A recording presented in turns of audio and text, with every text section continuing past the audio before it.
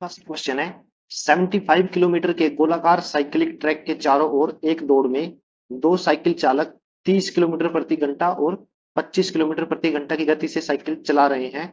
कितने समय के बाद वे उस बिंदु पर मिलेंगे जहां से उन्होंने अपनी यात्रा शुरू की थी। देखिए इसके सोल्यूशन जो है हम दो तरीके से निकाल सकते हैं।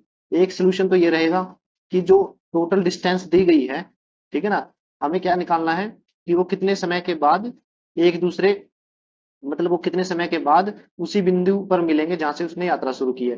तो पहला मेथड तो ये है कि ऊपर लिखिए टोटल ट्रैक की लेंथ, तो वो कितनी है 75 किलोमीटर, और नीचे लिखिए एचसीएफ ओ किनका, जो हमें स्पीड दी गई है, ठीक है ना, दो चालक की स्पीड कितनी है, उनका एचसीएफ यानी 25 और 30 का एचसीएफ, ठीक है।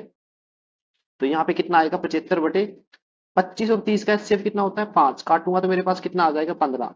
तो ऑप्शन जो फोर्थ है वो सही आंसर है। लेकिन दूसरा मेथड भी हम करते हैं।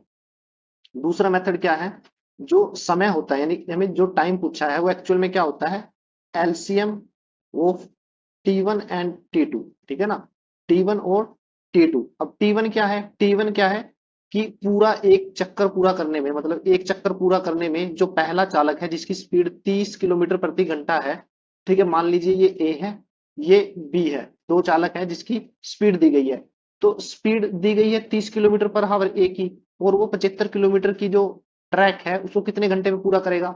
देखिए 30 किलोमीटर को 1 घंटे में करेगा, 30 दूनी 60, 60 किलोमीटर को 2 घंटे में, 15 और जोड़ा गया है तो कितना समय लगेगा 2.5 घंटे। यानी ए को लगेगा, T1 की वैल्यू आ गई 2.5, ठीक है। फिर T2 25 किलोमीटर को 1 घंटे में करता है तो 75 को कितने घंटे में करेगा, 3 में, ठीक है। तो 2.5 और 3 का हमें क्या निकालना है एलसीएम, 2.5 और 3 का एलसीएम कितना होता है 15, राइट। तो यहां से भी हमारा 15 आंसर आ रहा है। तो दोनों में से जो आपको अच्छा लगे वो कर लीजिए।